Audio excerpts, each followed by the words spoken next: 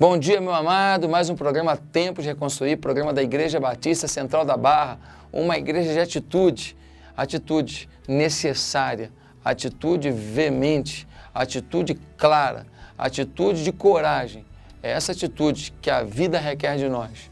Você tem sido corajoso? A minha oração é que você seja profundamente impactado pelo Senhor para que você possa ter uma atitude correta com sua vida, com sua família e para com o seu Deus em primeiro lugar. A mensagem de hoje será uma grande bênção para a sua vida, eu tenho certeza disso. Por isso, fique ligado conosco e no final do programa eu quero orar por você. Quero orar pela sua vida, pedir a Deus que faça diferença na sua história. Tá certo? Não sai daí, já estamos voltando e eu quero orar com você daqui a pouco.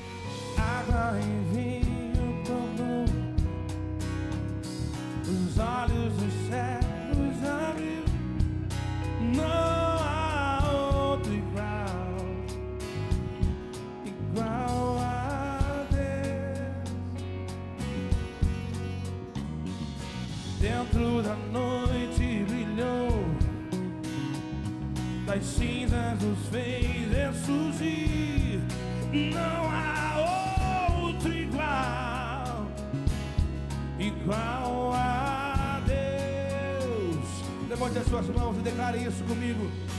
Deus, tu és grande, és invencível, tu és maior que qualquer outro, tu és a cura, grande em poder, nosso Deus, nosso Deus. Deus, tu és grande, és invencível, tu és maior que qualquer outro, tu és a cura, grande em poder, nosso Deus, nosso Deus. Se Deus está conosco, quem pode nos deter? Se Deus está conosco, não há o que temer. Se Deus está conosco, quem pode nos deter? Se Deus está conosco, não há o que temer.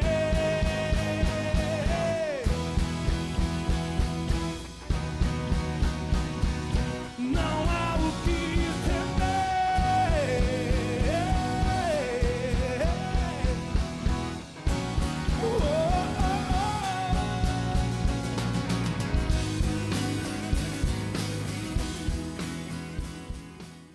Profetize vitória sobre a sua vida.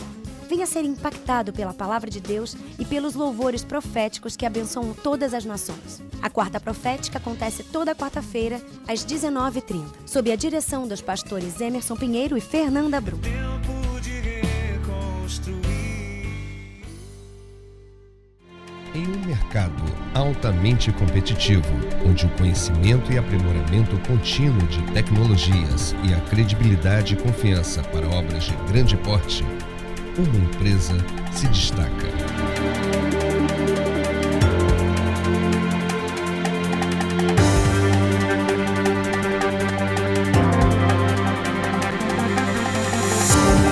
Jardim Marques, 30 anos de vida dedicados a construir a base do seu presente, do seu futuro.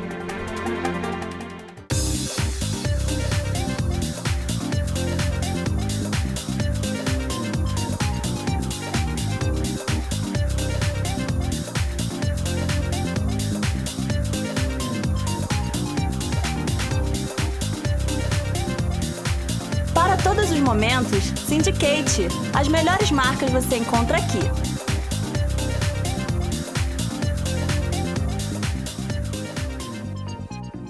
É tempo de reconstruir. Queridos, quero contar para você uma história. Um homem chamado Leonard Holt trabalhava há quase 20 anos na mesma empresa. Leonard Holt trabalhava quase 20 anos numa empresa. Um belo dia, ele entra naquela empresa, eles têm armas nas suas mãos, ele começa a disparar contra os seus colegas de trabalho e ele mata alguns dos seus colegas de trabalho. Ninguém entende nada. Como pode o Leonardo, uma pessoa tão pacata, tão na dele, entrar no local de trabalho, tirar da mochila armas e atentar contra a vida das pessoas com as quais trabalhou por quase 20 anos? Foram pesquisar a vida dele. E quando pesquisaram a vida daquele homem da Pensilvânia, descobriram que Leonardo tinha profundas angústias no coração, por estar há tanto tempo na empresa e não ter as promoções que vários amigos tiveram, e não ter o reconhecimento que várias pessoas ali tiveram. Descobriram que ele dava carona para algumas pessoas, e quando ele dava carona para o trabalho, ele ia se exibindo no volante, tirando fino dos carros, correndo demasiadamente, e os colegas desistiram de ir para o trabalho com ele, e ele passou a ir sozinho para o trabalho. A revista Times colocou a foto de Leonard Rhodes com a seguinte legenda: responsável, respeitável, ressentido. Meus queridos, o descontrole emocional pode vir de várias maneiras. Uma delas é orgânica. A falta de determinadas substâncias, como a serotonina, podem gerar na vida da gente um desequilíbrio emocional. Mas existem outras fontes. Existem sentimentos negativos, ciúme, inveja, medo incontrolado, ressentimentos, que podem provocar profundos desequilíbrios emocionais. E por isso, eu quero propor para vocês uma mensagem importante para a sua vida nesse início de ano. Evite o descontrole na sua vida. Evite o descontrole na sua vida. Irmãos, alguns aqui são marcados por descontrole financeiro. Você está achando que quando você ganhar mais, você vai se controlar? Mentira. Se você ganhar mais, talvez sua dívida aumente. Alguns são marcados por descontrole no trato com a esposa ou com o esposo.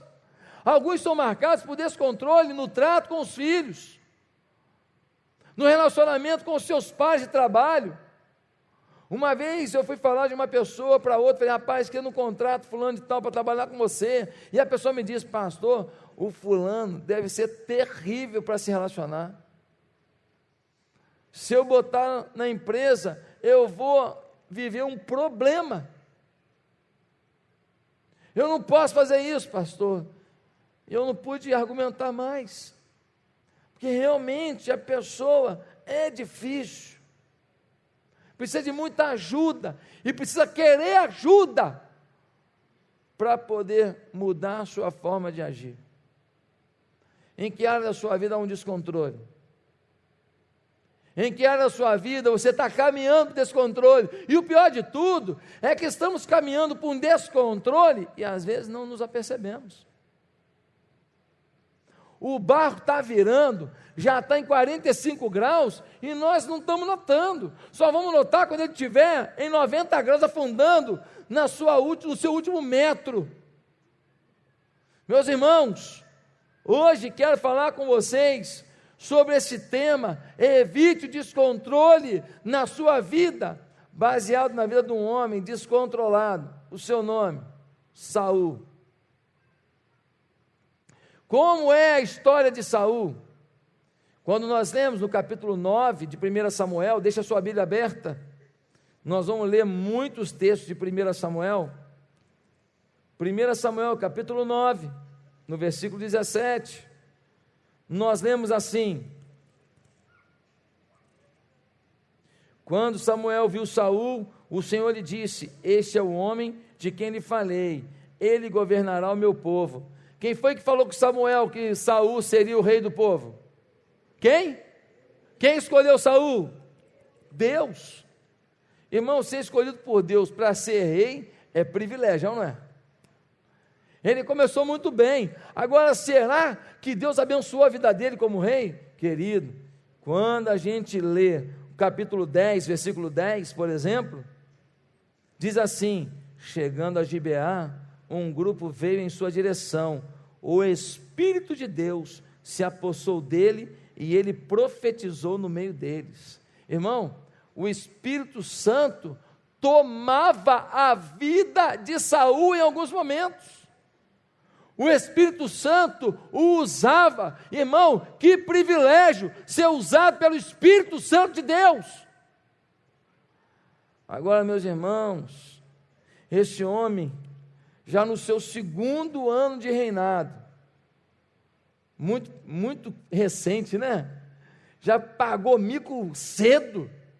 No 2º ano de reinado, o sacerdote não chegou para oferecer o sacrifício, era Samuel. E aí, ele que era rei, não podia oferecer sacrifício, ele vai e oferece o sacrifício a Deus. Subiu a cabeça o seu reinado.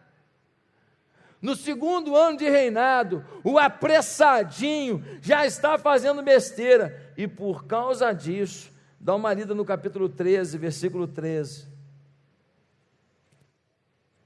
Capítulo 13, versículo 13, diz assim: disse Samuel: você agiu como tolo, desobedecendo ao mandamento que o Senhor, o seu Deus, lhe deu.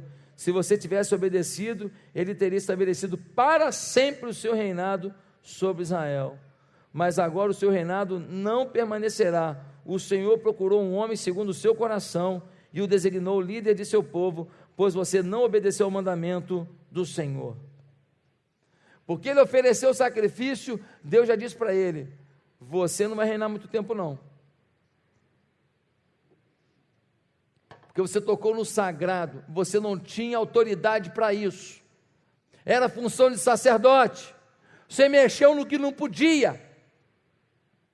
Meus amados, a história avança, mesmo com esse pecado na vida dele, esse erro, Deus estava honrando, e esse homem está indo para a batalha, ele está vencendo batalha em cima de batalha, batalha em cima de batalha. Dá uma olhada no capítulo 14, versículo 47, 14:47, diz assim: quando Saul assumiu o reinado sobre Israel, lutou contra os seus inimigos em redor, Moabita, Amonita, Edomita, os reis de Zobá, os filisteus, para qualquer lado que fosse, infligia-lhes castigo. Meu irmão, o cara era o campeão. Mesmo tendo um decreto de que ele não seria rei muito tempo, Deus ainda está honrando a vida dele e abençoando o povo, e ele vence todas as batalhas. No capítulo 15, ele vai numa luta contra os amalequitas, e quando ele vai nessa luta com os amalequitas, Deus dá uma ordem: você vai vencer a batalha, mas não pega despojo de guerra nenhum, não pega. Quando acabou a batalha, que ele olhou aquele despojo de guerra, a sua ganância foi enriquecida, fortalecida, e ele pegou. Aí ele falou: como é que eu engano Deus? Vou dar uma oferta para Deus pela vitória da batalha. Irmão, tem gente na igreja igualzinho, ele está com a vida toda errada, ele vem aqui, dá uma oferta e fala: pronto, resolvi o problema. Ele está com a vida toda errada, aí ele vem no culto: pronto, já cumpri minha obrigação, eu vou à igreja. Ele está com a vida toda bagunçada, ele vai e dá uma coisa na ação social: pronto, aplaquei a ira de Deus. Querido, olha só, não compre perdão, se arrependa. Esse homem agora tenta enganar a Deus. Aí quando ele é apertado no versículo 24, sabe o que ele faz? Ele culpa o povo. O povo ficou de olho, rapaz. Difícil esse povo, Senhor.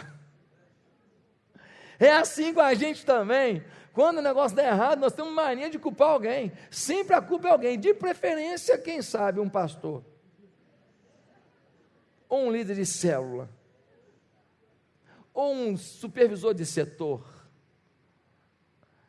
ou quem sabe o pai ou a mãe. Tem muito jovem que é desonesto consigo mesmo. Eu não estou conseguindo muita coisa na minha vida porque meu pai não me deu amor. Deixa eu te falar uma coisa, você tem conhecimento suficiente para saber que apesar da falta de amor do seu pai, tem um Deus que te ama e você pode dar a volta por cima. Tem um monte de moça aí se entregando às pessoas e falando, não, porque eu sou muito carente, porque meu pai nunca me deu um beijo. Você toma vergonha na cara, porque você sabe muito bem o caminho da santidade para ser abençoada. E não tem sedução suficiente para aplacar a ausência de um pai. Mas você pode buscar o Pai eterno para te abraçar e buscar nos seus irmãos aconselhamento suficiente para vencer a sua dor. Mas não se deitar com um homem que não é seu pai, que não é seu marido, por causa do seu pai. Está errado. Nós temos mania de culpar os outros por os nossos pecados. Está na hora de a gente amadurecer. Agora, irmãos, finalmente ele conhece um cara chamado Davi. Como é que ele conheceu Davi? No capítulo 17 em diante, a gente vai ver que Davi vai lá, guerreia contra o gigante Golias, detona o Golias, ganha o cinturão do UFC,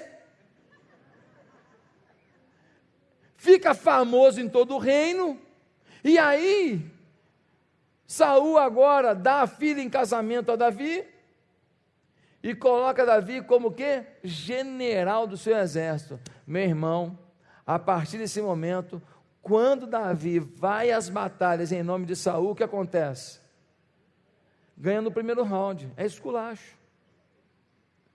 Davi vai com o exército, monta a estratégia segundo a orientação de Deus, e Davi vai vencendo, e Saul está avançando, o reino está avançando, porque quando alguém que trabalha debaixo da sua cobertura avança, você tem que se sentir honrado. Quando um pastor da equipe pastoral dessa igreja vem aqui e prega melhor do que eu tenho dupla honra. Quando você aconselha uma família e por sua causa uma família foi restaurada e eu nunca encontrei com essa família, eu tenho a tripla honra, porque você, filho dessa igreja, salvou um casamento, e eu louvo a Deus por isso. E quando essa pessoa agradece, eu quero agradecer ao irmão fulano e ciclana, porque me abençoaram e salvaram o meu casamento. Querido, eu estou tão feliz quanto você nisso, você pode ter certeza. Mas Saul não percebeu isso a partir de um episódio. Qual foi o episódio? Dá uma lida comigo, no capítulo 18, versículos 7 e 8. As mulheres dançavam e cantavam enquanto eles voltavam de uma batalha. E o que elas cantavam quando Saul e Davi voltavam vitoriosos de batalhas? Elas cantaram: Saul matou os milhares.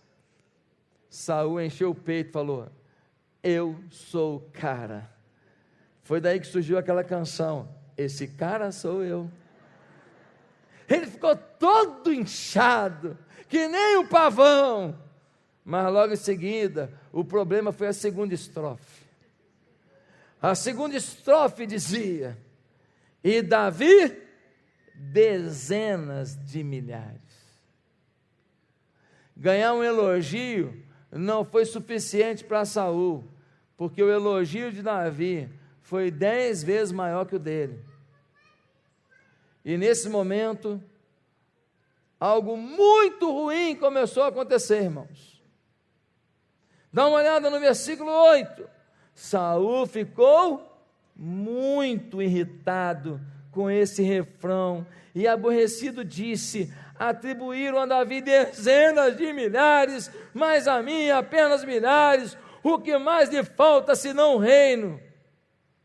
Ele estabelece que Davi está querendo o lugar dele. Daí em diante, Saul olhava com inveja para Davi. No dia seguinte, um espírito maligno mandado por Deus apoderou-se de Saul. E ele entrou em transe em sua casa, enquanto Davi tocava a harpa, como costumava fazer. Saul estava com uma lança na mão e atirou, dizendo: encravarei Davi na parede. Mas Davi desviou-se 2 vezes. Meus amados irmãos, a partir desse episódio, Saul não tem mais um pensamento na vida dele, a não ser matar Davi.